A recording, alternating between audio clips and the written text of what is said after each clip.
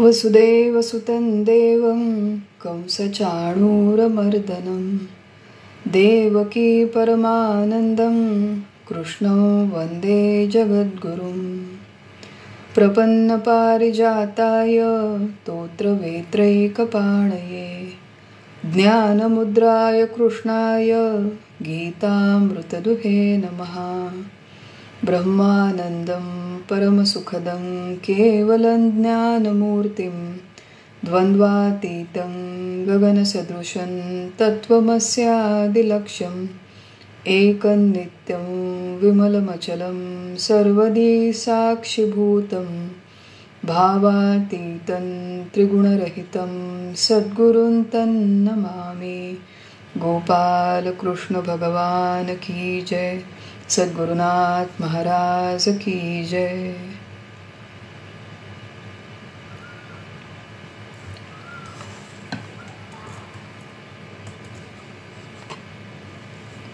सब लोगों को प्रणाम, सबको वंदन करती हूँ। भगवद्गीता अध्याय 4 ज्ञान कर्म संन्यास योग, इसका हम लोग अभ्यास कर रहे हैं। और इसके पहले जो सत्र हुआ उसमें हमने सांख्य कर्मयोगी के लक्षण देखना प्रारंभ किया था। कुल 6 लक्षण हमने देखे हैं और आज आगे के श्लोकों में 21, 22 और 23 सांख्य कर्मयोगी के कुछ और लक्षण हम देखने वाले हैं। एक बात हम लोग हमेशा याद रखें कि यहाँ पर ये जो भी विचारों का हम लोग अभ्यास करते हैं ये केवल शास्त्रीय विचार नहीं, तो इनका प्रत्यक्ष हमारे जीवन में क्या उपयोग है इस दृष्टिकोण से विचार करने का प्रयास करते हैं। इंग्लिश में 2 शब्द हैं, एक है आइसोलेशन, दूसरा है इंसुलेशन। Isolation, insulation. कई कबार ये होता है कि जब हमारी इस परमार्थ के मार्ग में, अध्यात्म के मार्ग में प्रवृत्ति बढ़ती है, ज़्यादा अभ्यास करने का मन करता है, तो अपने आप को आइसोलेट कर लूँ, मैं एकांत में चली जाऊँ, समाज से, परिवार से कहीं दूर चली जाऊँ, इस तरह का एक विचार, एक जिज्ञासा मन में निर्माण होती है, एक इच्छा मन में निर्माण होती है। लेकिन इस तरह से अपने आप को परिवार से, समाज से आइसोलेट करके रहना ये भगवत गीता का उद्दिष्ट नहीं है। अपने आप को इस तरह आइसोलेट करने के लिए भगवत गीता नहीं सिखाई गई थी, ये रणांगण के बीच में सिखाई गई थी। तो हमारे गुरुजी हमेशा कहते हैं कि अपने आप को आइसोलेट मत करो, इंसुलेट करो। इंसुलेट माने एक बार भगवत गीता के ये सारे विचार अच्छी तरह से हमें समझ में आए, हम लोग इसे अच्छी तरह से ग्रहण कर पाए, अच्छी तरह से इन्हें याद रख पाए, तो इन्हीं विचार को लेकर हमारा दिन प्रतिदिन का व्यवहार, व्यवसाय, प्रापंचिक जीवन, सामाजिक जीवन बहुत हद तक संघर्ष रहित होता है। तो इसे कहते हैं विचारों से अपने आप को इंसुलेट करना। शरीर से अपने आप को आइसोलेट करने की आवश्यकता नहीं है। अगर विचारों से हम अपने आप को इंसुलेट कर पाए तो बाहर की परिस्थिति, बाहर के लोग, बाहर की घटनाएं हमें अंदर आकर अफेक्ट नहीं करती और अत्यंत शांति समाधान से हम लोग संघर्षमय समाज के बीच में रह सकते हैं।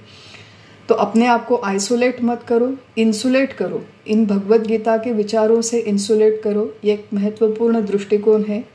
और इंसुलेट करने के लिए ये सारा अभ्यास हो रहा है। कर्म सन्यासी के, सांख्य कर्म योगी के लक्षण, तो यहाँ पर मुख्यतः ये जो लक्षण है, आत्मज्ञानी व्यक्ति जिसने सांख्य तत्वज्ञान अच्छी तरह से समझा है, अनुभव किया है, वो जब दिन प्रतिदिन के व्यवहार में काम करता है तो किस दृष्टिकोण से करता है, वो कर्मयोगी होता है। लेकिन केवल कर्मयोगी माने कर्म करने वाला व्यक्ति नहीं, तो अपने आत्मज्ञान के साथ वो समाज में रहकर कर्म करता है। उसके कुछ लक्षण यहाँ पर कह रहे हैं। इनमें से कुछ लक्षण गृहस्थाश्रमी आत्मज्ञानी के भी हो सकते हैं और कुछ लक्षण प्रत्यक्ष जिसने संन्यास लिया है, ऐसे कर्म संन्यास लिए हुए आत्मज्ञानी के भी है। एक बात हम लोग याद रखें, 3रे अध्याय में इसका विचार किया था हमने कि आत्मज्ञानी होने के लिए आश्रम की कोई शर्त नहीं है, कोई कंडीशन नहीं है। किसी भी आश्रम का, किसी भी आयु का, किसी भी पार्श्वभूमि का मनुष्य आत्मज्ञानी हो सकता है अपने प्रयास के साथ। चाहे वो ब्रह्मचारी हो, गृहस्थ हो, वानप्रस्थ हो, वन में जाकर रहने वाला या फिर वानप्रस्थ वृत्ति से रहने वाला या फिर जिसने प्रत्यक्ष चतुर्थाश्रम संन्यास लिया हो, ऐसे किसी भी आश्रम का, किसी भी जाति, किसी भी वर्ण, किसी भी आयु का व्यक्ति आत्मज्ञानी हो सकता है। आत्मज्ञानी व्यक्ति अत्यंत गरीब है ऐसे भी संभव है, बहुत श्रीमंत है ऐसे भी संभव है, व्यावहारिक दृष्टि से अपयशी है ये भी संभव है, व्यावहारिक दृष्टि से अत्यंत यशस्वी है ये भी संभव है, जिसे कोई भी फेम नहीं, कोई भी कीर्ति नहीं, अपने आप एक हाथ कोने में रहकर जीवन जी रहा है ये भी संभव है, या फिर बहुत बड़े समाज में रहकर बहुत बड़ी कीर्ति प्राप्त करके काम कर रहा है ये भी संभव है। बाहर की इस परिस्थिति से आत्मज्ञानी व्यक्ति की अंदर की स्थिति डिफाइन नहीं होती, बाहर की स्थिति से उसके अंदर की स्थिति में कोई बदलाव नहीं आता। ईश्वरीय नियोजन के अनुसार जो भी कार्य उसके हिस्से में आया है, उसके विभाग में आया है, और थोड़ा बहुत उसका जो अपना स्वभाव, अपनी पसंद, अपना पिंड होता है, उसके अनुसार वो अपना जीवन जीता है। पहला लक्षण हमने देखा था काम संकल्प वर्जिताः यस्य सर्वे समारंभाः। अपने कर्मों का प्रारंभ करते समय उसके मन में व्यक्तिगत स्वार्थ के लिए कोई कामना नहीं होती, कोई संकल्प नहीं होता। ऐसे कैसे संभव है? हमने विचार किया था कि बिना किसी कामना के, बिना किसी संकल्प के काम करना कैसे संभव है? तो उसका एक उत्तर है कि उसकी जो इच्छा है वो मुख्यतः समष्टि कल्याण की होती है, ये एक उत्तर है। दूसरा है कि ईश्वरीय नियोजन के अनुसार उसे कुछ संकेत मिलते हैं, उसके अनुसार वो काम करता है, ये दूसरा उत्तर है। तीसरा उत्तर हमने देखा था कि कार और इंजन का उदाहरण लेकर हमने देखा था कि जब कार डाउनवर्ड स्लोप पे होती है तो इंजन बंद करके भी कार चलती रहती है। बिल्कुल उसी तरह जो आत्मज्ञानी व्यक्ति है वो उसी तरह बिना किसी कामना या संकल्प के काम कर पाता है, कर्म करता है ईश्वरीय नियोजन के अनुसार, लेकिन उसमें उसका अपना कोई निजी स्वार्थ या निजी चाहत नहीं रहती। और एक हमने और पद्धति से इसका विचार किया था कि मुख्यतः कामना निर्माण क्यों होती है? क्योंकि मनुष्य अज्ञानी होता है। अविद्या, काम, कर्म, ये श्रृंखला हमेशा याद रखें। काम माने कामना, अविद्या, काम, कर्म। जो मनुष्य अज्ञानी होता है उसके मन में कामना निर्माण होती है। ज्ञान रूप हूँ ये मुझे पता नहीं, इसलिए बाहर कहीं से मुझे ज्ञान संपादन करना है। आनंद रूप हूँ ये मुझे अभी तक अनुभव नहीं, इसलिए सुख के लिए मुझे कहीं ना कहीं हाथ पैर मारने हैं। ऐसी अनेकानेक इच्छाएं मन में निर्माण होती है। लेकिन ज्ञानी मनुष्य का व्यवहार ये हमेशा शांति, तृप्ति, समाधान की अवस्था में होता है। वो काम करने के पश्चात और काम सिद्ध या असिद्ध रहने के पश्चात उसके सुख, शांति, समाधान के स्तर में कोई बदलाव नहीं आता। तो ये मुख्य फर्क है। अज्ञानी मनुष्य समाधानी होने के लिए काम करता है और ज्ञानी मनुष्य समाधानी है इसी भूमिका से काम करता है। 3 प्रकार हमने जीवन मुक्त लोगों के देखे थे। आत्मज्ञान होने के पश्चात जो भी उनके पहले के काम थे, चाहे वो ब्रह्मचर्याश्रम के काम हो, गृहस्थाश्रम के काम हो, जो भी सामान्य, अत्यंत सामान्य काम, खाना पकाओ, घर की सफाई करो, सब्जी लेके आओ, या फिर जो भी चरितार्थ का काम है वो करते रहता है, ये एक वेरिएशन संभव है। दूसरा है कि वो आत्मज्ञान के पश्चात लोक संग्रह के लिए, लोक कल्याण के लिए बहुत बड़ी कोई जिम्मेदारी लेकर किसी ना किसी क्षेत्र में काम करता है। ये आवश्यक नहीं है कि प्रत्येक आत्मज्ञानी व्यक्ति केवल वेदांत शास्त्र का प्रचार प्रसार करने के लिए काम करे, ये आवश्यक नहीं है। कोई धर्म के क्षेत्र में काम करते हैं, कोई संस्कृति के क्षेत्र में काम करते हैं, किसी ना किसी क्षेत्र में अपना योगदान देते हैं, बड़ा लोक संग्रह करते हैं और लोगों को किसी ना किसी स्तर पर कल्याण के मार्ग पर अग्रसर करने के लिए प्रयत्नशील रहते हैं। और कई सारे आत्मज्ञानी होते हैं कि वो पूर्णतः समाज जीवन, प्रापंचिक जीवन, व्यावसायिक जीवन से निवृत्त होकर एकांत में जाकर रहते हैं। कभी कभार वो संन्यास लेते हैं, कभी कभार वो वैसे ही साधु बैरागी बनकर रहते हैं, बट दे रिटायर। वो सारे लोक संपर्क से रिटायर होकर अधिकाधिक अपने जीवन का समय आत्मचिंतन में बिताते हैं। आत्मज्ञानी व्यक्तियों में इतने सारे वेरिएशंस हो सकते हैं, इसलिए एक महत्वपूर्ण बात है कि डोंट जज the book by its cover. किसी भी व्यक्ति का परीक्षण उसके बाहर के पोशाक, बाहर के वस्त्रों को देखकर ना करे। उसकी अपनी जो आत्मस्थिति है उसके अनुसार उसका व्यवहार होता है, चाहे वो एकांत में रहे, चाहे वो लोगों में रहे।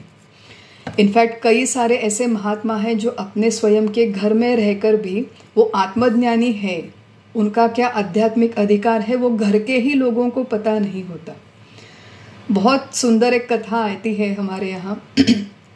संत एकनाथ महाराज और संत जनार्दन स्वामी, ये महाराष्ट्र के प्रसिद्ध गुरु शिष्य की जोड़ी है। इनका उदाहरण महाराष्ट्र में प्रसिद्ध है।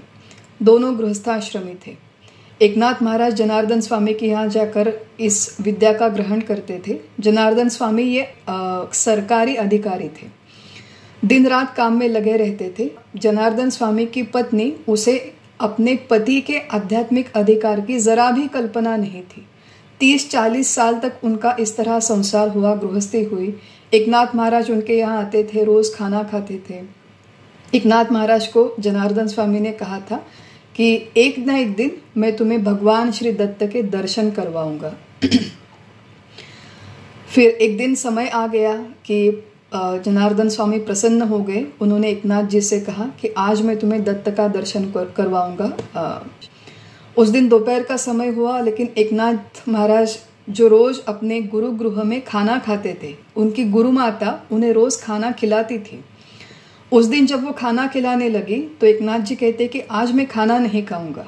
तो बार बार पूछती है कि क्यों हुआ, क्या हो गया? तो कहते हैं आज मुझे दत्त के दर्शन होने हैं। तो वो हंसने लगती है कि अच्छा, हमारे यहाँ मंदिर है, वहाँ पे जाकर देख के आओ, वहीं पर है दत्त की मूर्ति। एकनाथ जी कहते हैं नहीं, मुझे आज प्रत्यक्ष दत्त का दर्शन होना है, क्योंकि गुरु माता ने बहुत जिद की, आग्रह किया तो उन्हें बताना पड़ा। गुरु माता कहती है कौन करवाएगा तुम्हें प्रत्यक्ष दत्त के दर्शन, तुम्हें कौन करवाएगा? तो मजबूर होकर एकनाथ महाराज कहते हैं कि जनार्दन स्वामी जो आपके पति है वो मुझे दत्त का दर्शन करवाएंगे।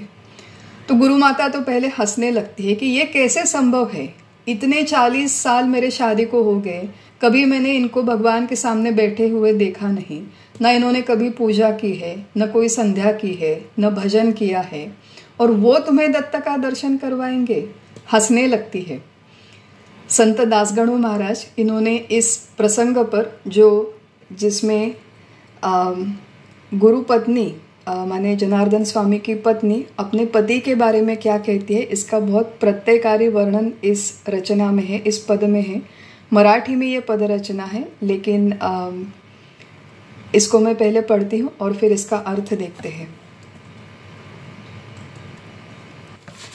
वो गुरु पत्नी अपने पति के बारे में कहती है, नको माणूस त्यांचे खरे किती तू खुळा, प्रभु नाम फुकाचे तेही नचे आले कधी वाणीला, ब्राह्मण म्हणून आचमने 2 वरीवरी, करुनिया भोजनासाठी नित बसती पाटावरी, ना भजन पूजन वा पुराण कधी पाहिले, कोणास दंड कोणाला यांनी तुरुंगात घातले, प्रत्यक्ष दूर परिराहो स्वप्नी याजला, ना असे भेटला बाळा जगदीश वाटते मला। जिस पति के साथ 40 साल तक संसार किया है, उस पति के बारे में पत्नी क्या कह रही है कि ये जो मेरे पति है वे ना इन्होंने कभी संध्या की है, न भजन की है, न पूजा की है, 24 घंटे अपने काम में लगे रहते हैं, लोगों को कैद में डालते हैं, लोगों को दंड देते हैं, लोगों को अनुशासन करते हैं, और भगवान के सामने बैठने के लिए तक इनके पास फुर्सत नहीं। वो तुम्हें क्या दत्त के दर्शन करवाएंगे? प्रत्यक्ष तो छोड़ो, ये सपने में भी आपको दत्त का दर्शन नहीं करवाएंगे। ऐसा विचार पत्नी अपने पति के बारे में करती है। देखो किस तरह आत्मज्ञानी व्यक्ति अपने जीवन में रह सकता है। जनार्दन स्वामी जो इतने बड़े अधिकारी है, अधिकारी माने जाते हैं, एकनाथ महाराज जैसे अत्यंत बड़े संत के वो गुरु है, और ये गुरु होकर भी उनके परिवार को उनके बारे में ज़रा भी पता नहीं, ज़रा भी कोई कल्पना नहीं। तो इस तरह अत्यंत सामान्य दृष्टि से सामान्य लोगों की तरह अपना व्यवहार करते हुए ये व्यक्ति आत्मज्ञानी हो सकता है। केवल उसके काम करने का तरीका और अज्ञानी लोगों के काम करने का तरीका, इसमें ज़मीन आसमान का फ़र्क होता है। और ये जो फ़र्क है, ये इन कुछ लक्षणों से हम लोग इन्हें इन्फर कर सकते हैं। कोई भी व्यक्ति मैं आत्मज्ञानी हूँ ऐसा बोर्ड लगाकर नहीं घूमता, लेकिन ये कुछ लक्षण हैं जिनसे हम लोग उस व्यक्ति की आंतरिक स्थिति को जान सकते हैं। तो काम संकल्प वर्जिता, ज्ञानाग्नि दग्ध कर्माणम, मैं करता हूँ इस भूमिका से कर्म नहीं करता। इसलिए उस ज्ञान की अग्नि में उसके सारे कर्म भस्म हो जाते हैं। जब 5वां अध्याय आएगा तो हम लोग इस संकल्पना का विस्तार से विचार करेंगे। कर्म फल संग त्याग, कर्म फल के बारे में कोई भी विचार, कोई भी आसक्ति ना रखते हुए, किसी कर्म फल को ना चिपकते हुए वो अपने सारे काम करता है, निर्भर नहीं होता किसी भी फल पर, किसी आउटकम वो निर्भर नहीं होता। नित्य तृप्त, अखंड तृप्त है, अखंड समाधानी रहता है। कर्म के बारे में अपेक्षा नहीं, कर्म फल के बारे में अपेक्षा नहीं। जितनी मनुष्य के जीवन में एक्सपेक्टेशंस कम होती है, अपेक्षाएं कम होती है, उतना ही वो मनुष्य तृप्त होता है, समाधानी होता है। हम लोगों की अवस्था है कि जितनी सारी चीज़ें जीवन में मिले, हम लोग कभी तृप्त नहीं होते, कभी समाधानी नहीं होते। और ये आत्मज्ञानी मनुष्य ये हमेशा समाधानी है, हमेशा तृप्त है और उसी तृप्ति की भावना से अपना सारा व्यवहार करता है। निराश्रयः, वो अपने आप को किसी का आश्रय नहीं मानता या दूसरा कोई व्यक्ति मुझे आश्रय दे रहा है ऐसा भी नहीं मानता। और छठा लक्षण हमने देखा था कि तत्वतः वो कर्म का आचरण नहीं करता, माने कर्म तो सारे करता है लेकिन वो करते हुए कर्तृत्व का अभिमान नहीं, मैं हूँ इसलिए ये काम हो रहा है, ऐसी भावना उसके मन में नहीं रहती। इन सारे लक्षणों का हमने विचार किया और आज फिर हम लोग आगे के लक्षणों का विचार करते हैं। सांख्य कर्म योगी के लक्षण 21वें और 22वें श्लोक की तरफ हम लोग जाएंगे, जहाँ पर कहते हैं निराशीर्यत चित्तात्मा त्यक्त सर्व परिग्रहः शारीरं केवलं कर्म कुर्वन्नाप्नोति किल्बिषम् यदृच्छालाभ संतुष्टो द्वन्द्वातीतो विमत्सरः समः सिद्धावसिद्धौ च कृत्वापि न निबध्यते। दोनों श्लोकों के अर्थ हैं जिसकी कोई भी आशा शेष नहीं है, जिसका चित्त और बुद्धि उसके स्वाधीन है, सभी प्रकार के संग्रह का जिसने मन से त्याग कर दिया है, ऐसे उस योगी के द्वारा शरीर से किए हुए किसी भी कर्म का उसे लेप नहीं लगता। प्रारब्धवश जो भी प्राप्त होता है उसमें वह संतुष्ट रहता है, सुख दुख आदि द्वंद्वों से मुक्त और मत्सर रहित होता है। सफलता और असफलता के प्रति समबुद्धि रखने वाला यह ज्ञानी कर्म करने के पश्चात भी उनसे बद्ध नहीं होता। जैसे मैंने कहा था कि आत्मज्ञानी व्यक्ति ये अनेकानेक आश्रम में हो सकता है, वो गृहस्थाश्रमी भी हो सकता है, वो संन्यासाश्रमी भी हो सकता है। 21वें श्लोक में स्पेसिफिकली जो लक्षण कहे हैं वो मुख्यतः मूल अर्थ के अनुसार जिसने प्रत्यक्ष चतुर्थाश्रम संन्यास लिया है, सारा सामाजिक जीवन, राष्ट्र जीवन, प्रापंचिक जीवन, कौटुंबिक जीवन, इससे संपूर्णतः निवृत्त होकर दूर एकांत में जाकर आत्मचिंतन करता है। ऐसे एकांत में रहकर आत्मचिंतन करने वाले, आत्मानुसंधान में रहने वाले, आत्मस्थिति में रहने वाले ज्ञानी का वर्णन स्पेसिफिकली 21वें श्लोक में आया है। हम लोग पहले उसका जो अर्थ है वो स्पेसिफिक अर्थ शब्दों के अनुसार देखेंगे, लेकिन हम लोग तो सन्यासी नहीं हैं, हम लोग ये छोड़ छाड़ कर कहीं आश्रम में किसी हिमालय में जाकर रहने वाले नहीं हैं। तो हम लोगों के दृष्टिकोण से इन शब्दों का अर्थ क्या है, हम लोग किस तरह इन शब्दों को, इन लक्षणों को अपने आचरण में ला सकते हैं, इसका हम लोग थोड़ा सा विचार करेंगे। 21वें श्लोक में भगवान ने मुख्यतः चार लक्षण कहे हैं। पहला है निराशी, फिर यतचित्तात्मा, तीसरा है सर्व परिग्रह त्याग और चौथा है केवल शरीर धारणा के लिए कर्म करना। ऐसे कुल 4 लक्षण 21वें श्लोक में कहे हैं, हम लोग उनका विचार करते हैं। सबसे पहले है कि ये जो व्यक्ति है, ये जो कर्मयोगी है, सांख्य कर्मयोगी कहे या फिर सन्यासी कहे, ये निराशी, आशा रहित होता है। निराश ये जो शब्द है व्यवहार में अत्यंत बदनाम शब्द है।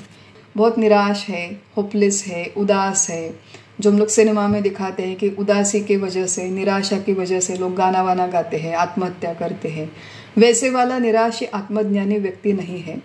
निराशा का यहाँ पर अर्थ है अत्यंत विचार पूर्वक संपूर्ण इस दृश्य सृष्टि का परीक्षण करके, मानवीय जीवन का परीक्षण करके, विचार पूर्वक जिसने अपनी आशा, इच्छा, कामनाओं का त्याग किया है, स्पेसिफिकली यहाँ पर कहा है कि अपने आशाओं का त्याग किया है। ऐसे महात्मा का एक लक्षण है वो निराशी होता है, माने आशा रहित होता है। इस निराश वृत्ति में जरा सी भी नीरसता नहीं है, उदासी नहीं है जो हम लोग व्यवहार में देखते हैं। वो दुखी नहीं होता, दर्द भरा उसका जीवन नहीं होता, डिप्रेसिंग किसी मेंटल स्टेट में वो बिल्कुल भी नहीं रहता। सिनेमा में क्या होता है कि हम लोग सिनेमा में, सीरियल में देखते हैं, नॉवेल्स में पढ़ते हैं, तो इस तरह की जो नैराश्य है, एक डिजेक्शन जिसे हम लोग कहते हैं, इसे बहुत ग्लोरीफाई करके दिखाया जाता है। हम लोगों के सामने केवल वही एक पिक्चर है कि जीवन में यश नहीं मिला, कोई एक व्यक्ति पर प्रेम था, वो व्यक्ति मुझे नहीं मिली, तो देवदास की तरह किसी कैरेक्टर को ग्लोरीफाई करके हमारे यहाँ दिखाते हैं। वैसा ये नैराश्य नहीं है। ये नैराश्य वो है जिसमें विचारपूर्वक अपने लौकिक आशाओं का इस व्यक्ति ने त्याग किया है। क्यों त्याग किया है? क्योंकि लौकिक किसी भी वस्तु के आशा रखने से या फिर उस आशा की पूर्ति होने से शाश्वत सुख का लाभ नहीं होता। ये नियम उसे समझ में आया है। लोकमान्य तिलक, अब वो आत्मज्ञानी थे या नहीं मुझे पता नहीं, लेकिन एक बहुत सुंदर प्रसंग उनके जीवन में आया है, भगवत गीता के अभ्यास से आया होगा। लोकमान्य तिलक को किसी एक उनके मित्र ने आकर कहा कि अपने शहर में एक शास्त्रीय संगीत की महफिल है, तो चलो जाकर आज हम लोग शाम को उस शास्त्रीय संगीत सुनते हैं। समाज में हमारे इस तरह म्यूज़िक कॉन्सर्ट को जाना, इसे बड़ी प्रतिष्ठा की चीज़ मानी जाती है। जितनी बड़ी कॉन्सर्ट हो, जितना बड़ा कलाकार हो, उतना बड़ा प्रेस्टीज उस इवेंट के साथ जुटा हुआ रहता है। पहले के दिनों में लोग इंडियन क्लासिकल म्यूज़िक सुनने के लिए जाते थे, आज भी जाते हैं थोड़े बहुत लोग, नहीं ऐसी बात नहीं, लेकिन आजकल फिर वेस्टर्न म्यूज़िक के कॉन्सर्ट्स होते हैं। कोल्ड प्ले नाम का बैंड है जो अभी मुंबई में आने वाला है जनवरी महीने में। उस कोल्ड प्ले के कॉन्सर्ट की टिकट खरीदने के लिए जो भी केओस हुआ था पिछले महीने में, काफ़ी सारे लोग जो न्यूज़ देखते हैं, पढ़ते हैं, उन्होंने सुना होगा। 4,000 रुपये का टिकट 4 लाख रुपए में लेने के लिए लोग तैयार थे। 50,000 कुछ टिकटों को खरीदने के लिए 1.5 करोड़ से ज़्यादा लोग वहाँ पर ऑनलाइन लाइन में खड़े थे। वो वेबसाइट क्रैश हो गई, इतना वो म्यूज़िक कॉन्सर्ट में जाने के लिए लोग पागल हो रहे थे। तो खैर वो एक एक्सट्रीम उदाहरण है, हम लोग उसे छोड़ देते हैं। लेकिन म्यूज़िक कॉन्सर्ट को जाना, क्योंकि वहाँ पे जाने के पश्चात वो जो भी म्यूज़िक है वो सुनने के पश्चात मुझे सुख मिलेगा, ऐसे सामान्य व्यक्ति की एक आशा होती है, इच्छा होती है, कल्पना होती है। लोकमान्य जी को जब ये प्रश्न पूछा गया कि आप मेरे साथ कॉन्सर्ट के लिए चलोगे, तो उन्होंने उत्तर दिया कि एक ऐसा दिव्य गीत, एक सुंदर गीत जो भगवान श्री कृष्ण ने 5000 साल पहले अर्जुन से कहा था, उस दिव्य गीत की गूंज अभी तक मेरे कानों में, मेरे हृदय में अभी तक गूंज रही है। तो मुझे बाहर किसी दूसरे म्यूज़िक कॉन्सर्ट में जाने की आवश्यकता ही महसूस नहीं होती। बहुत सुंदर है, देखो, दिव्य कोई गीत की गूंज मेरे कानों में है, मेरे हृदय में है। एक बार अगर इस भगवत गीता में जो भी तत्वज्ञान कहा है, जो भी सुंदर बातें कही है, इनकी मधुरता हमें समझ में आ जाए, तो दूसरे किसी मधुरता का सेवन करने के लिए बाहर जो हमारे भागदौड़ होती है वो करने की आवश्यकता ही मन में महसूस नहीं होगी। इस तरह की वो निराशा है, क्योंकि अब विचारपूर्वक, सोच समझकर, बाय चॉइस आशा, इच्छा, अपेक्षाओं का इस व्यक्ति ने त्याग कर दिया है। किसी भी जीवन मुक्त व्यक्ति का, संत महात्मा का आप चरित्र पढ़ लीजिए, एक उनमें स्पेशलिटी होती है कि वो कभी बोर नहीं होते, कभी उनको खाली खाली महसूस नहीं होता। सूना सूना लग रहा है, बोर हो रहा है, अकेला मैं बहुत महसूस कर रहा हूँ, ऐसा वो महात्मा कभी नहीं कहता। तन्हा तन्हा, बहुत इन शब्दों को ग्लोरीफाई किया जाता है, मैं और मेरी तन्हाई। तो इस महात्मा को अपने तन्हाई के साथ बातें करने की कभी नौबत ही नहीं आती, क्योंकि वो कभी तन्हा नहीं होता, कभी अकेला नहीं होता। चाहे वो 50 लोगों के बीच में रहे, 5000 लोगों के बीच में रहे, 50,000 लोगों के बीच में रहे, या फिर पूर्णतः अकेला रहे, लोकांत में हो चाहे एकांत में हो, वो हमेशा मज़े में रहता है, हमेशा संतुष्ट होता है, हमेशा शांत होता है, हमेशा समाधानी होता है। काम करने का समय है तो अत्यंत उत्साह के साथ अपना काम करता है, प्रसन्न उसका स्वभाव है, शांत उसका स्वभाव है, और उसकी प्रसन्नता, उसके काम करने का उत्साह इतना अधिक होता है कि इंग्लिश में एक शब्द है इन्फेक्शियस, उसकी जो एनर्जी है, हास्य है, उसका जो प्रसन्नता है वो इन्फेक्शियस होती है। तो जो निराशा हमें व्यवहार में कहते हैं वो इस तरह की निराशा नहीं है, क्योंकि व्यावहारिक लौकिक उसकी अपेक्षाएं नहीं है, इसलिए वो व्यावहारिक दृष्टि से निराश नहीं, लेकिन विचार पूर्वक आशाओं का त्याग कर दिया, इस दृष्टिकोण से वो महात्मा निराशी होता है। और हम लोग जब हमारे जीवन में विचार करते हैं तो जो भी हमारी आशा, इच्छाएं, अपेक्षाएं हैं वो सारी लौकिक बातों के लिए है। इन लौकिक बातों की पूर्ति होने के पश्चात भी हम लोग कायम स्वरूप से सुखी होने वाले नहीं हैं। छोटा सा अगर नियम हमें समझ में आ जाए तो हमारी भी आशा अपेक्षाएं धीरे धीरे कम हो जाएंगी, और जितनी आशा अपेक्षाएं कम हो जाएंगी उतने हम लोग आशा रहित माने निराश माने अत्यंत आनंदी स्थिति में, मनस्थिति में हम लोग रह पाएंगे। नित्य तृप्त जो वहाँ पर कहा था पहले श्लोक में, उसी का एक दूसरा वेरिएशन है, उसी की दूसरी बाजू है कि निराश है इसलिए वो नित्य तृप्त है। तो ये एक लक्षण हुआ। दूसरा लक्षण है यत चित्तात्मा। यत चित्तात्मा का अर्थ है जिसका मन, जिसकी बुद्धि, चित्त और इंद्रियां अत्यंत नियंत्रित है। कोई घुड़सवार जब घोड़े पर सवारी करता है तो दो तरह के केसेस पॉसिबल है। घुड़सवार का अपने घोड़े पर पूरा नियंत्रण है तो घुड़सवार जहाँ पे चाहेगा वहाँ पर वो घोड़ा चला जाएगा, लेकिन घोड़ा अपने मालिक के नियंत्रण में नहीं है तो घोड़ा जहाँ पर चाहे वहाँ पर अपने मालिक को लेकर जाता है। बिल्कुल उसी तरह हमारे जीवन में अगर मैं माने जीवात्मा अपने इंद्रियों को, अंतःकरण को नियंत्रित रख पाती हूँ तो जीवात्मा की इच्छा के अनुसार ये शरीर, इंद्रिया, मन काम करते हैं। और अगर जीवात्मा अपने इंद्रिया, मन को काबू नहीं कर पाता तो फिर जो भी मन चाहे, जो भी बुद्धि चाहे, जो भी इंद्रियां चाहे, उसी के अनुसार वो यहाँ वहाँ दौड़ता रहता है, भागता रहता है। जिन लोगों ने यहाँ पर कठोपनिषद का हमारे साथ अभ्यास किया है उन्होंने रथ का रूपक लेकर हमने इस संकल्पना को अच्छी तरह से समझा था। एक बार जाकर वो रथ का रूपक सुनिए, समझने का प्रयास कीजिए। लेकिन ये जो महात्मा है उसके मन, बुद्धि, चित्त, अंतःकरण और इंद्रियां पूरी तरह उसके नियंत्रण में होती है। भोग भोगने का समय अगर प्रारब्धवश आए, आगे ये लक्षण आने वाला है, तो वो भोग लेता है। अगर नहीं आए तो वो बिना भोग के भी अत्यंत आराम से रह सकता है। एक अनुशासित नियंत्रित जीवन पद्धति होती है।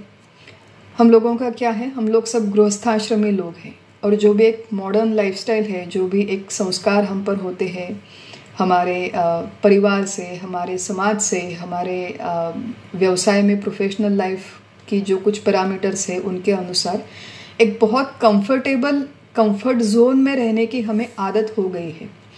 अत्यंत सुखी विलासी जीवन की हमें आदत हो गई है कि विशिष्ट समय पर हमें चाय चाहिए, फिर गर्म पानी चाहिए, एक विशिष्ट तरह का बेड चाहिए, बिस्तर चाहिए, ये खाना वो खाना, ऐसा चाहिए वैसा नहीं चाहिए। इतनी विलासीनता अगर हमारे जीवन में है तो इस तरह यत चित्तात्मा होना बहुत कठिन है। यत चित्तात्मा होने के लिए थोड़ा सा अपने आप को डिसिप्लिन करने की आवश्यकता है और थोड़ा अपने कंफर्ट जोन से बाहर निकलने की आवश्यकता है। केवल विशिष्ट तरह की जगह पर मैं रह सकती हूँ, दूसरी तरह की जगह पर मैं नहीं रह सकती। विशिष्ट तरह के लोगों के बीच में मैं रह सकती हूँ, दूसरे लोग मुझे नहीं चाहिए। इतने स्ट्रॉन्ग चॉइसेस जिस व्यक्ति के हैं वो यत चित्तात्मा नहीं हो सकता। जो यत चित्तात्मा नहीं होता, आपके और मेरे जैसा सामान्य मनुष्य, उसकी भावनाएं, उसके विचार, उसके इमोशंस ये बाढ़ के पानी की तरह होते हैं। नदी में देखो जब बाढ़ आती है तो वो बाढ़ का पानी एक तो उपयोग नहीं, उसका कोई उपयोग नहीं होता। क्यों? क्योंकि वो मलिन होता है, अशुद्ध होता है, अपने साथ बहुत सारे पत्थर वगैरह लेकर वो आगे चला जाता है। उपयोग नहीं, अशुद्ध है, और तीसरी बात वो अत्यंत खतरनाक या हानिकारक हो सकता है। इसके विपरीत जो शांत नदी है, शांत नदी के प्रवाह में जो पानी बहता है उसका उपयोग भी होता है, वो शुद्ध भी होता है और वो किसी को हानि भी नहीं पहुंचाता। तो जिस व्यक्ति का अंतःकरण, इंद्रिया शुद्ध, शांत और नियंत्रित है, उसके अंतःकरण का, उसके मन का, उसके इंद्रियों का, उसके विचार और सारे कामों का उसे अपने आप को उपयोग होता है, उसके परिवार में रहने वाले लोगों को उपयोग होता है, समाज में, पड़ोसी में सारे लोगों को इस व्यक्ति के स्वभाव का उपयोग होता है। व्यवहार में देखिए, जो व्यक्ति शांत रहता है, समझदारी से बात करता है, समझदारी से अपने काम करता है, उसके पास सारे लोग जाते हैं। जो व्यक्ति इमोशनली बहुत चार्ज्ड है, जो खुद बहुत डिस्टर्ब्ड है, उसके पास कोई नहीं जाता, या फिर जाते हैं तो उसे समझाने के लिए जाते हैं।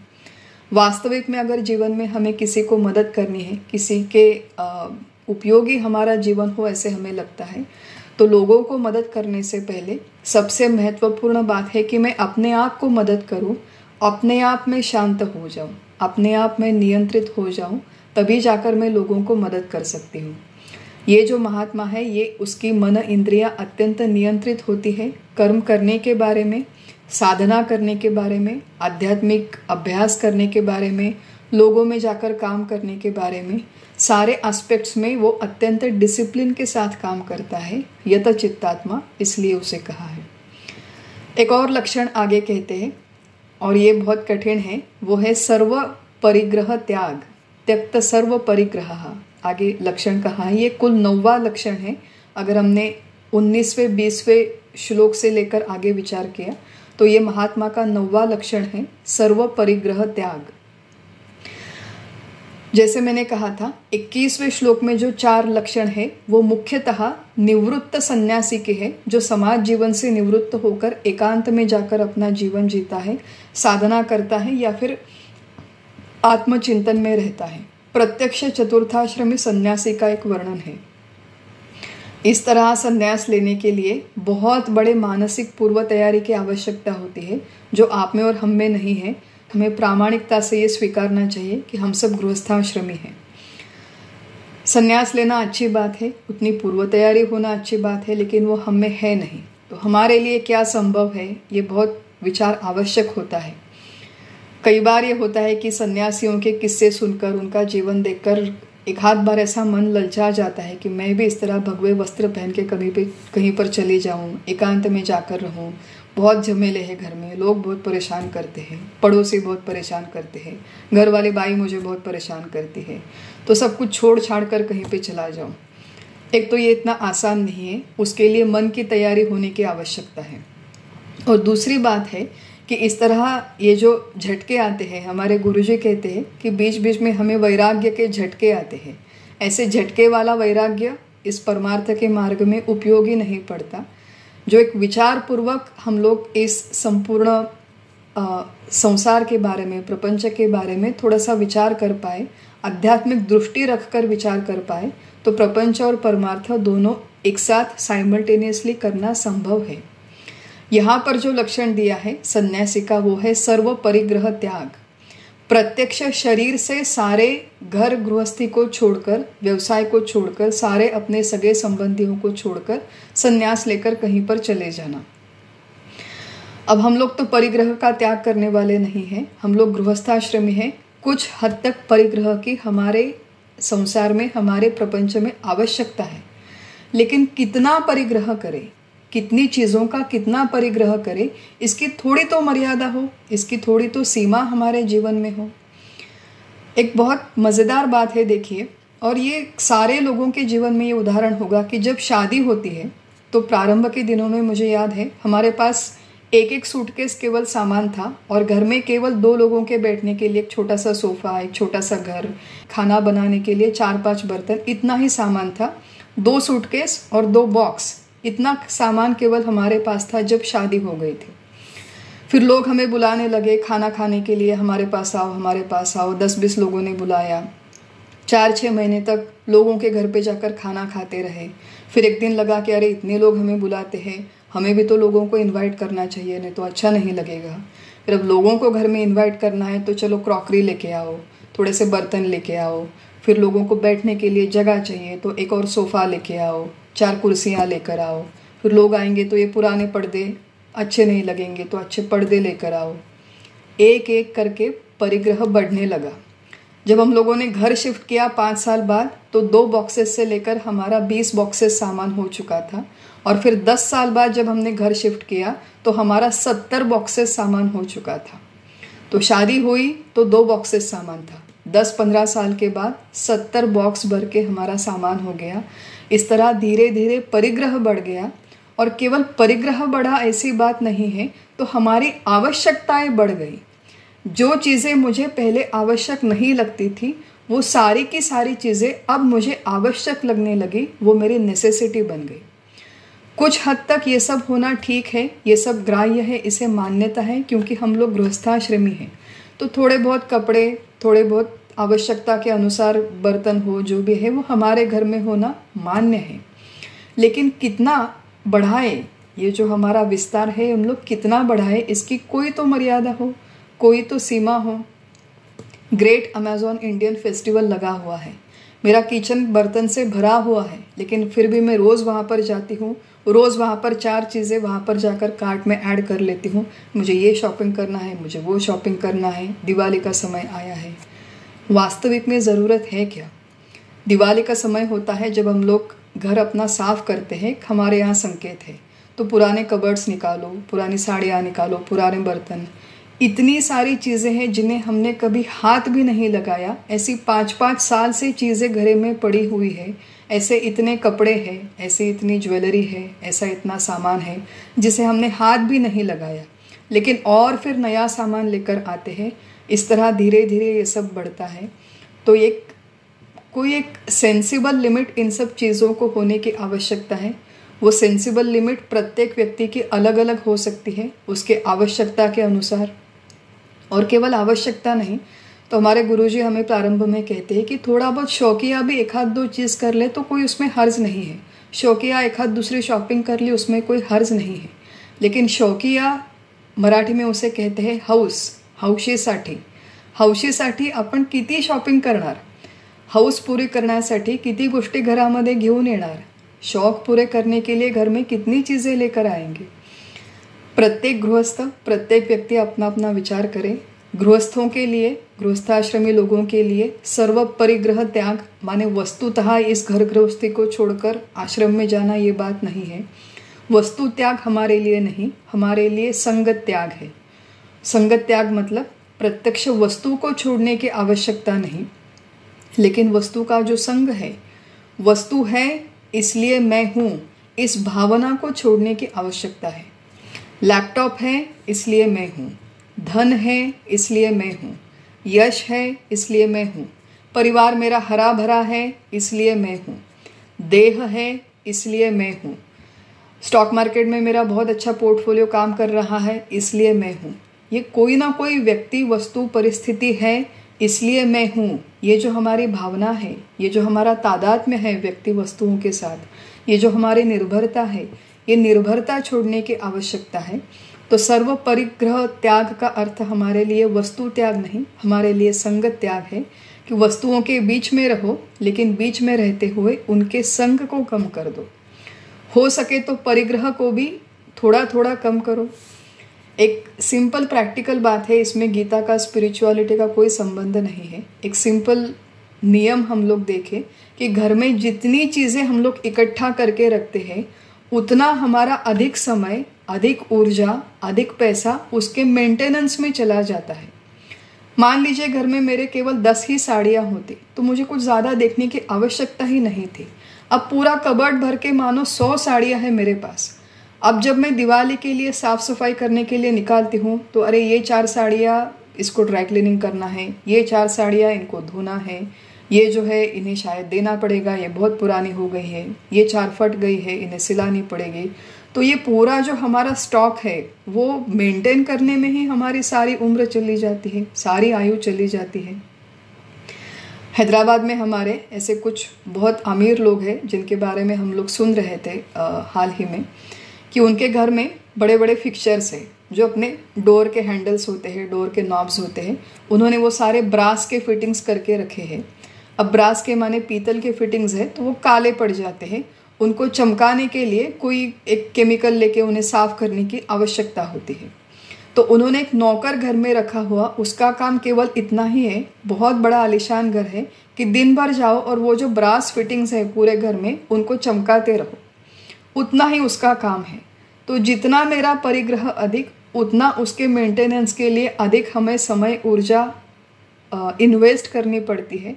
और जितनी ऊर्जा हमारी गृहस्थी के मेंटेनेंस में चली जाएगी, उतनी कम ऊर्जा हमारे आध्यात्मिक अभ्यास के लिए हमारे पास रहेगी। इसलिए समझदारी की बात यह है कि थोड़ा बहुत परिग्रह हो, थोड़ा बहुत घर अच्छा हो, हमारा ठीक ठाक हो। यहाँ पर ये भगवान ने बिल्कुल नहीं कहा कि तुम भिखारी की तरह रहो, किसी दरिद्री व्यक्ति की तरह रहो, ऐसा भगवान ने नहीं कहा है। भगवान ने कहा है कि सर्व परिग्रह त्याग, मतलब परिग्रह आवश्यकता के अनुसार करे, कम ज़्यादा वो हो सकता है। और जो भी परिग्रह आज मेरे पास है उसमें आसक्त ना हो, उसमें हम लोग चिपके हुए ना रहे, ये दूसरी बात है। तो ये हुआ 9वां लक्षण, सर्व परिग्रह त्याग। और फिर 10वें लक्षण में भगवान ने कहा है शारीरं केवलं कर्म कुर्वन् नाप्नोति किल्बिषम्। ये जो सांख्य कर्मयोगी महात्मा है, ये जो सन्यासी है, मुख्यतः ये सन्यासी का लक्षण है। तो सन्यासी के दृष्टिकोण से उसके जो भी कर्म है वो केवल अपने शरीर धारणा तक सीमित है।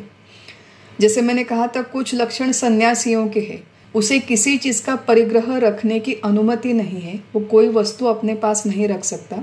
जाकर भिक्षा भी मांगता है तो केवल उतने ही एक दिन का अन्न वो मांग कर ला सकता है, उसे प्राशन करने के पश्चात उसके पास कुछ अन्न भी नहीं बचना चाहिए। तो शरीर धारणा के लिए केवल काम करने की उसे अनुमति है, शरीर धारणा के सिवाय किसी और इच्छा की पूर्ति के लिए काम करने की उसे अनुमति नहीं होती। ऐसा ये महात्मा होता है। ये सन्यासियों के दृष्टिकोण से हुआ। और हम लोग गृहस्थ के दृष्टिकोण से देखें तो शारीरं केवलम कर्म, मतलब केवल मेरा शरीर नहीं, तो मेरा जो घर परिवार है जिनका चरितार्थ मुझे चलाना है, वो चरितार्थ, वो गृहस्थी चलाने के लिए जितना आवश्यक है केवल उसी के लिए मैं काम करूं। वो मेरा व्यवसाय हो सकता है, वो मेरा सामाजिक कोई कार्य हो सकता है, या फिर गृहस्थी चलाने का एक काम है, वो ये महात्मा कर सकता है। जनार्दन स्वामी का हमने उदाहरण देखा था कि जनार्दन स्वामी एक सरकारी अधिकारी थे, लोगों को कड़ी से कड़ी शिक्षा करते थे, अनुशासन करते थे, लेकिन ये सब करते हुए भी उनकी अंदर की आत्मस्थिति बिल्कुल कायम थी। तो ऐसे जो गृहस्थाश्रमी संत महात्मा, वो हमारे लिए अधिक आदर्श हैं। महत्वपूर्ण इसमें बात यह है कि ये बड़े से बड़े काम करते हुए, चाहे वो समाज के लिए हो, चाहे वो गृहस्थी के लिए हो, व्यवसाय के लिए हो, वो अपने आप को कर्ता नहीं मानते, शरीर से कर्म करते रहते हैं, लेकिन उस कर्म की उन्हें फलाशा नहीं होती। और मैं कर रहा हूँ इसलिए ये काम होता है, इस तरह का कोई अभिमान उनके मन में नहीं होता। तो शरीर से सारे काम करते हुए उन्हें किसी बात का लेप नहीं लगता, किसी बात का बंधन नहीं होता।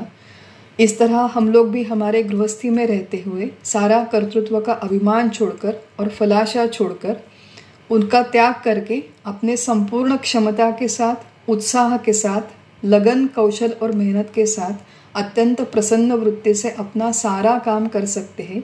ये सब होना संभव है। और इसलिए हम लोग इन लक्षणों का 2 दृष्टिकोण से विचार कर रहे हैं। एक है प्रत्यक्ष सन्यासी का वर्णन, और एक है दूसरा हम लोग इसका किस तरह अवलंब कर सकते हैं। तो 7, 8, 9 और 10 ये जो लक्षण हैं ये 21वें श्लोक में कहे गए हैं। और जो 22वां श्लोक है इसमें आगे वाले लक्षण आते हैं।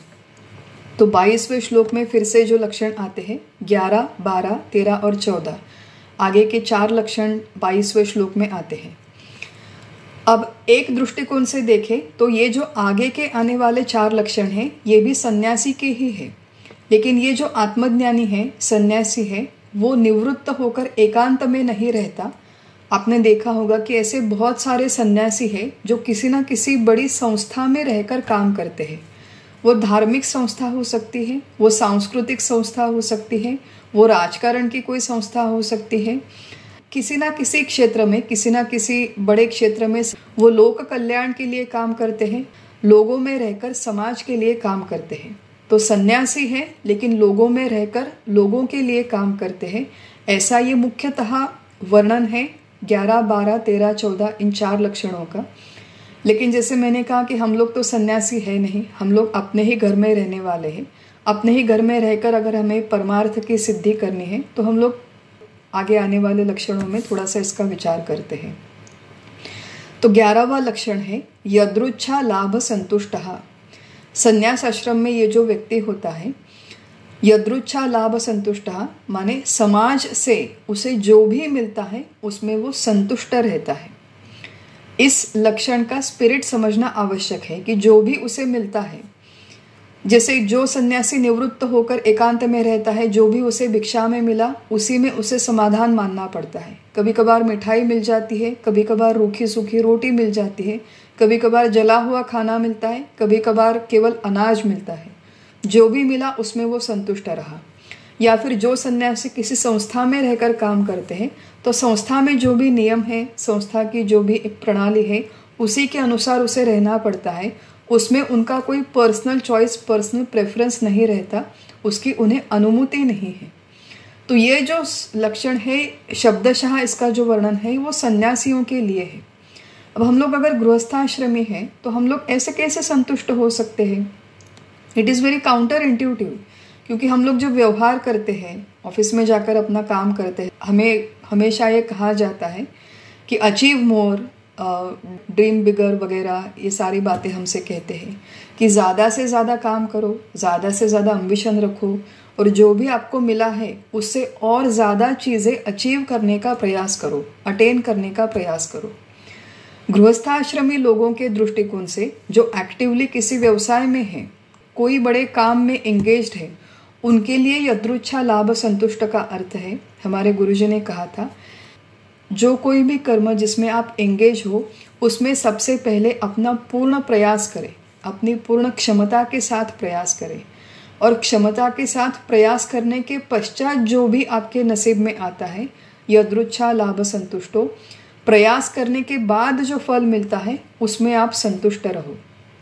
मैं बीमार हो गई, मुझे दवाई लेनी है, तो दवाई ले लो। अब फिर भी बीमारी ठीक नहीं हुई तो ये मैं नहीं कह सकती कि यदृच्छा लाभ संतुष्ट हो। जितने पैसे हैं मेरे पास, तो अगर थोड़े और पैसे हैं तो बड़े डॉक्टर को दिखाने के लिए जाओ, कहीं पर और जाके सेकेंड ओपिनियन ले लो, अगर आवश्यक है तो सर्जरी करवा लो।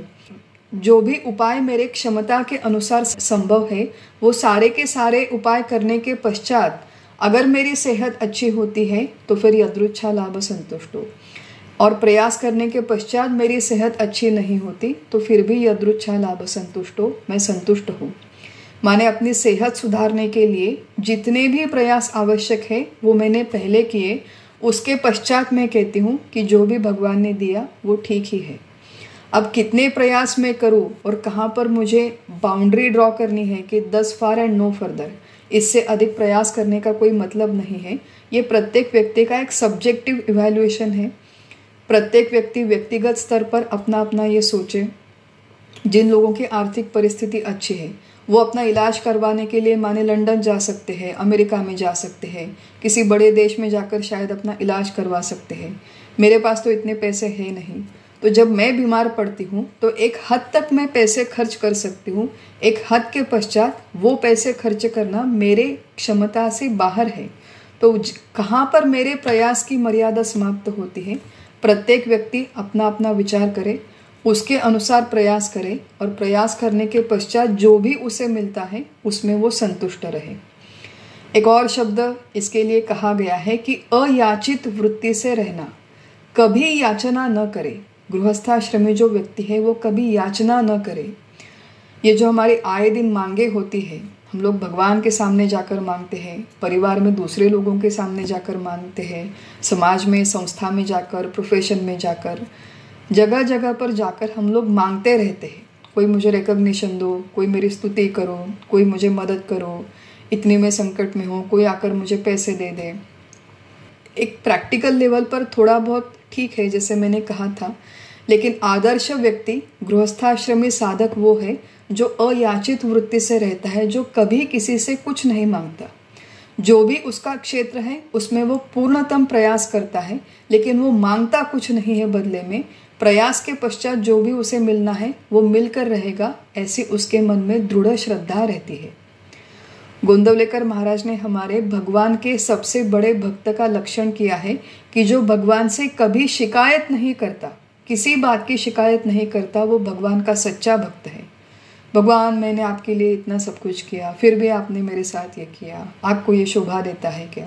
कोई शिकायत नहीं, कोई मांग नहीं भगवान से। ये आदर्श भक्त की स्थिति होती है। गृहस्थाश्रम में रहते हुए, गृहस्थी चलाते हुए हमें ये स्मरण रखना आवश्यक है कि अयाचित वृत्ति से रहे। प्रयास अपना पूर्ण करे लेकिन किसी से कोई याचना नहीं। ये जो व्यक्ति होता है, अगर गृहस्थी में रहकर जब वो यदृच्छा लाभ संतुष्ट, तो इस तरह का एक दृष्टिकोण विकसित करने के लिए एक और तुकाराम महाराज ने हमारे एक सुंदर अभंग लिखा है कि देह है देवाचे धन कुबेराचे तेथे मानवाचे काय आहे। आज मैं भले ही घर में रहती हूँ, भले ही नौकरी पर जाती हूँ, मेरे पास कार है, मेरे पास गाड़ी है, मेरे पास नौकर है, सब कुछ अच्छा मेरे पास चल रहा है, लेकिन ये सब झमेले में रहते हुए विचार मेरा क्या है, देह है देवाचे, ये मेरा देह भगवान का दिया हुआ है, for a limited period of time उधार दिया हुआ है भगवान ने मुझे।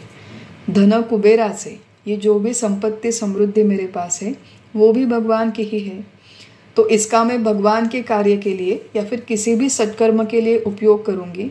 उसके पश्चात जो भी भगवान मुझे देंगे वो उनकी इच्छा से, आज जो मिला है वो उनका ही है और जो बाद में मिलेगा वो भी उनकी ही योजना के अनुसार मिलेगा। तो ये सब कुछ भगवान का है, दिया हुआ है, टेम्पररी, ये वो मान कर चलता है। इसलिए यदृच्छा लाभ संतुष्ट, प्रयास करने के पश्चात जो भी उसे मिलता है उसमें वो अत्यंत संतुष्ट रहता है। ये जो 11वां लक्षण है यदृच्छा लाभ संतुष्ट, इसके बारे में एक छोटी सी कथा देखते हैं और फिर हम लोग आज का हमारा चिंतन यहीं पर समाप्त करेंगे। कथा है सिकंदर की। तो सिकंदर सब लोगों को पता है, अलेक्जेंडर द ग्रेट, जिसे जगत जेता हमारे यहाँ कहा जाता है। उसने सुना था कि भारत में ऐसे बड़े बड़े संत महात्मा रहते हैं जो एकदम फ़कीर की तरह, बैरागी की तरह रहते हैं। भारत में आया वो और उसने एक किसी ऐसे ही महात्मा के बारे में बड़ी अच्छी बातें सुनी। तो उसने महात्मा को बुलावा भेजा कि मैं अलेक्जेंडर सिकंदर यहाँ पे आया हुआ हूँ, बड़ा राजा हूँ, तो आप मुझे मिलने के लिए आए, मैंने आपकी बड़ी प्रशंसा सुनी है। तो वो महात्मा के पास सिकंदर के दूत गए, सैनिक गए। तो महात्मा पूछता है कौन सिकंदर, कहते हैं बड़े राजा हैं। तो महात्मा कहते नहीं, मुझे नहीं उनसे मिलना है। तो फिर सिकंदर उन्हें मैसेज भिजवाता है कि अगर आप मर्जी से आपके नहीं आए तो मैं आपको खींच कर यहाँ पर लेकर आऊँगा। महात्मा कहते अगर खींचना है तो खींचो, एक मिट्टी दूसरे मिट्टी को खींचेगी, उसमें क्या बड़ी बात है। अब महात्मा ने जो उत्तर दिया वो समझने की भी सिकंदर की क्षमता थी या नहीं हमें पता नहीं, लेकिन सिकंदर को समझ में आया कि ये महात्मा ऐसे आने वाले नहीं हैं। तो वो खुद होकर उनसे मिलने के लिए गया। सुबह का समय था। ये महात्मा एक नदी के किनारे पर ज़मीन पर लेटे हुए अत्यंत आनंद से सूर्य के किरणों का आस्वाद ले रहे थे, सनबाथ जिसे हम कहते हैं। तो सिकंदर उनके सामने जाकर खड़ा हुआ। ये महात्मा लेटे हुए हैं, मस्त मज़े में, अपने आनंद में वहाँ पर ज़मीन पर लेटे हुए हैं। सिकंदर बोलता है कि मैं इतना बड़ा राजा हूँ और मैं आप पर बहुत प्रसन्न हूँ, मैंने आपकी बहुत बड़ी तारीफ़ सुनी है, स्तुति सुनी है, तो मैं आप पर प्रसन्न हूँ। आपको जो चाहिए आप मुझसे मांग लीजिए, आपको जो भी इच्छा है आप प्रकट कीजिए, मैं आपको दे दूँगा। क्या चाहिए महात्मा, आप मुझे बोलिए। तो महात्मा उसकी तरफ देख के हंसते हैं और कहते हैं कि बस मेरे रास्ते से हट जाओ। ये जो सूर्य की किरणें मेरे शरीर पर आ रही है, मुझे इनका आस्वाद लेना है, इनका आनंद लेना है। तुम मेरे बीच में यहाँ पर आकर खड़े हो, बस दूर हट जाओ, इतनी ही मेरी इच्छा है। अब ये जो महात्मा है, इनकी जो स्थिति है यदृच्छा लाभ संतुष्ट, भले ही राजा मेरे दरवाजे पर आकर खड़ा हो जाए लेकिन कुछ नहीं मांगना है उससे, जो मिला है उसमें वो संतुष्ट है। बिल्कुल उसी तरह अगर हमारी कुछ मानसिक स्थिति बन जाए कि पहले प्रयास करो, चाहे जो भी परिस्थिति हो उसे बेहतर बनाने के लिए प्रयास करो, वो प्रयास एक हद तक करो और हद तक प्रयास करने के पश्चात जो भी मिला वो भगवान की इच्छा। किसी से कुछ नहीं मांगना, ना भगवान से, ना राजा से, ना घर से, ना परिवार से। अगर मैंने अपने प्रयास अत्यंत नेकी से किए हैं, प्रामाणिकता से किए हैं, तो उन प्रयासों के बदले जो भी मुझे मिलना है वो एक न एक दिन अवश्य मिल के रहेगा। मुझे किसी से मांगने की आवश्यकता नहीं है। थोड़ा इस बात पर हम लोग श्रद्धा रखें, थोड़ी सी इस बात पर हम लोग विश्वास रखें, और इसी को कहते हैं यदृच्छा लाभ संतुष्ट गृहस्थों के दृष्टिकोण से। तो ये जो सांख्य कर्म योगी है, इसके कुल 11 लक्षणों का हमने विचार किया। जो बचे हुए लक्षण है उसका हम लोग अगले सत्र में विचार करेंगे। आज हमारा चिंतन यहीं पर समाप्त करते हैं। हरि ओम तत्सत।